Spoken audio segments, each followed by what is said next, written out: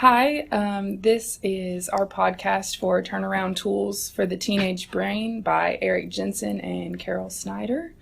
I'm Katie South. Sierra Ledford. Logan Smith. There's Benn. And we were just going to talk about first how we're going to structure our presentation. We've divided the book into several sections, and each one of us will be covering different topics. And so Sierra is going to start with a little bit of an intro. So the book addresses the large amount of dropout rates that are steadily increasing in public schools. And an article that I found called "The Silent Epidemic" addresses the growing number of dropout rates and says that 1/3 of all public high school students fail to graduate with their class. And the book addresses that many teachers blame the lack of success on the fact that students refuse to learn. However, it is more the teacher's fault for not connecting and engaging with students within the classroom, both personally and academically. The book also addresses characteristics of struggling students that teachers should notice, such as the lack of motivation, social problems, time management issues, poor self-esteem, poverty, lack of organization, all that are shown within the classroom setting before the students feel the need to drop out. A quote from the book addresses this by saying, "Average teaching does not change brains, it is just babysitting. Kids could learn content from the internet at home, but strong quality teaching changes brains every day."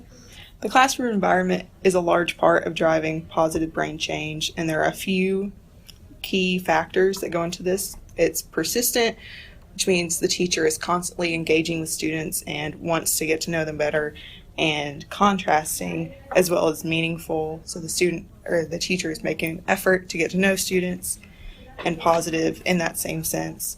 And it's also consistent, meaning that the teacher is ready for class every day and constantly ready to address the students. One of the main characteristics Jensen and Snider talked about is attitude. They stated that how much effort students put in and their willingness to try different learning strategies play a big part in turning around the teenage brain. Selfish attitudes play a big part in this because at some point, a teenager is going to go through that "I don't care" phase or attitude, and this very dependent on the student's life at home. Whether a teenager have developed a positive self-talk yet is a big factor. Developing that fixed or winner's mindset and attitude will play a big part in this also. In correlation with attention is the use of a child's working memory and how essential it is for a teacher to control this. Working memory is teachable, and that's something each teacher has to tell themselves when going into the classroom. Working memory is the part of short-term memory that is concerned with immediate conscious, perceptual, and linguistic processing. Or in other words, is an area of high-speed memory used to store programs or data currently in use. Working memory is important for reasoning and guidance of decision-making and behavior. Working memory does 4 things overall. It operates for a few seconds and a few seconds exclusively. It's in charge of temporary storage, and this is why it is important for teachers to learn to control this part of the brain for these teenagers. The third thing it does is it manipulates information. It judges how to understand and access said information. And the fourth thing is it focuses attention. A lot of people refer to the working memory as a mental sticky note. As teachers, it is our job to somehow interact with students in a way that can attract this part of the brain, the working memory. There are different strategies and ways that a teacher can do that. One is to play games that allow students to remember physical actions. One game certain teachers have played is 5-folder activity, where students brainstorm words into categories. Another game is sentence review game, one student gives a sentence about review material. The next student has to make a sentence and repeat both of them.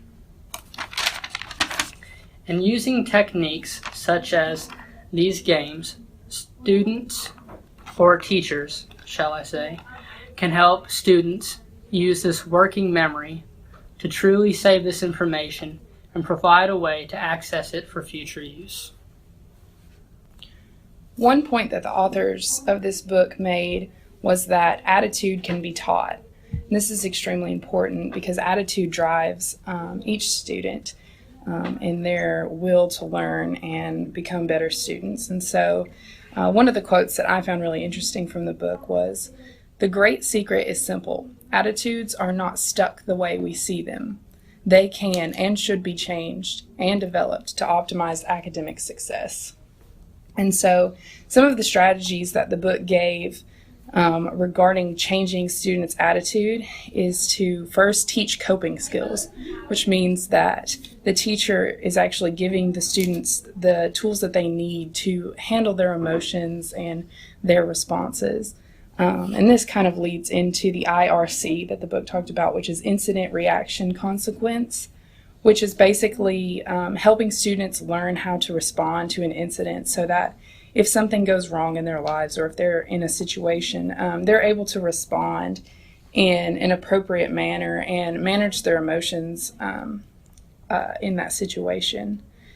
Another strategy is learned optimism, and I feel like optimism is very important in the classroom. Each student should feel like they're able to achieve the things that are set in front of them, and I feel like this kind of goes into the next point, which was the growth mindset, that students should always feel like they're able to grow and learn more, and that even if they do fail, they can continue on and continue learning and do better the next time.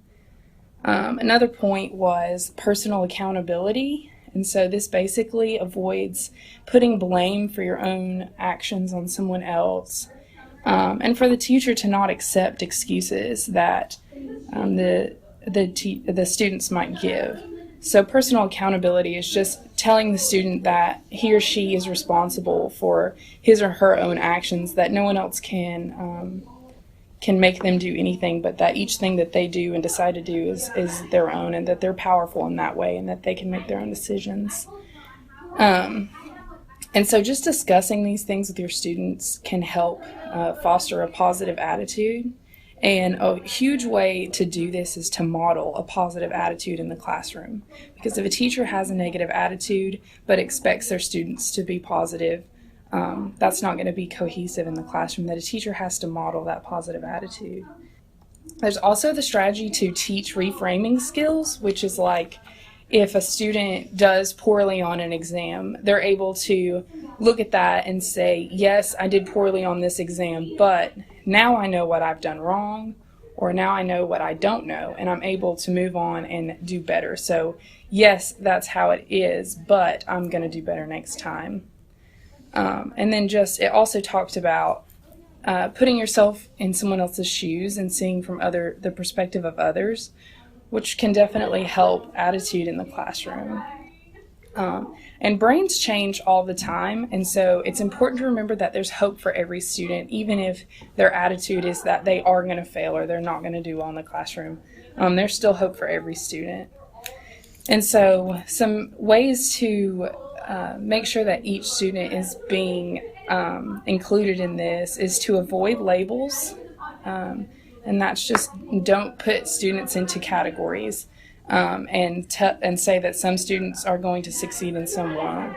Another is to teach how the brain works. So if students know how their brain works and how a positive attitude can affect their outcome and their learning, they're going to do better in the classroom. Teach students that failure is okay. Model persistence, which is very similar to modeling a positive attitude. Just modeling persistence means keeping on even if things don't look good. Specific feedback and praise, so just making sure that you're giving students a response to the work that they're turning in and the things that they're saying in class, and then to build strong relationships. Another point that the authors address is building cognitive capacity, and it's the idea that intelligence is not fixed and that students' brains are malleable if the teachers just take time to teach the students. A quote from the book says, "Students are not stuck with the intelligence they have. However, some teachers are stuck in their thinking in regards to their students' intelligence." Because brains are malleable, as the text emphasizes, teachers can change their students' ability to think sequence material, which means that students can see things in sequence. They can also pay attention more with the teacher's help, have self-control, and increase working memory. And the teachers can all do this by teaching the student processing skills. There is a 5-step process for teaching a student processing skills by modeling it, debriefing and explaining how they did what they were showing the student, post the process that they modeled so the student can follow it, give a guided practice so the student can try it out for themselves, and do an independent process where the student does it without help. There's also a problem-solving process that students can apply to help build their cognitive capacity. Step 1 is having a positive attitude, and step 2 is identifying the problem to what is causing their issues. Step 3 is to state the goal. Step 4 is to identify resources that can help them achieve that goal. Step 5 is to review boundaries and limitations. Step 6 is to identify potential paths. Step 7 is to predict the risks associated with taking different paths. Step 8 is to choose a strategy that can best help. Step 9 is to implement and adapt. And step 10 is to celebrate success. So a quote that summarizes their section on building cognitive capacity from the book says, "If you want students to get better at a skill or have an insight, they need to have a stake in the game, and they must have opportunities to make, learn from, and correct mistakes." And the last concept that we wanted to address was fostering student effort. And this just basically means ways and strategies that a teacher can use to help their students give more effort in the classroom and want to give more effort and to stay motivated to do so. So some of these strategies are to demonstrate passion for what you teach, which we've kind of talked about before, and that's just really caring about the things that you're teaching in the classroom and showing that they're important to you, which makes the students want to know more about that topic. The next is to utilize ongoing formative assessment and to differentiate instruction, which we've talked about DI enough in class, but formative assessment is just ensuring that as the class goes on and as a unit progresses, that the students are constantly being checked up on and that their work and the things that they're doing in class are being assessed and responded to. And then utilizing reciprocal teaching, which I think is something that's really cool, is it's just when students teach each other the material that they've just learned. And really this just causes accountability to their fellow student, which any group of people would say that they don't want their peers to be let down by the work that they're doing. So it just causes more accountability between the students. The next is to give feedback constantly. And so as formative assessment is done, the feedback should be given and encouraged and should encourage the students constantly so that they feel like everything that they're doing is important and is being noticed in class. And then the last is to show setbacks are a short-term thing and that they are beneficial and not actually harmful. And so those are really important. It also talked about making the classroom student-centered. And so there are just 3 quick ways that a teacher can do that. The first is to make student-created rubrics, which this lets students understand the components of a work that they're doing so that they understand not only how they're supposed to do it, but what they're doing and why, and it gives them more control over the classroom. And this kind of feeds right into number 2, which is student-created quizzes and questions. And this not only allows students to be involved in their own learning, but it also lets them have a say in what types of things they're asked about, and creating quizzes and questions helps them study as well. And then the last is to display learning targets or objectives, which the book uses learning targets, but most of the teachers are saying objectives now, which is basically just saying what should the student be able to do with the information when the lesson is over. And I think this allows students to be more inclined to try to reach that goal when they're displayed. And then the last thing that hit on effort was the topic of fun. And basically the book said that fun is good in the classroom, but remember that challenging material can be just as motivational.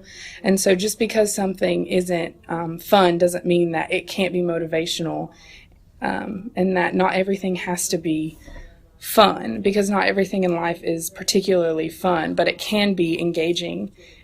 And as the book says, engaging and entertaining are not the same thing. And so a lesson can be entertaining, but what's more important is that it engages the students in challenging learning, and that you give your students high expectations, and that the class isn't just fun, but that they're actually learning.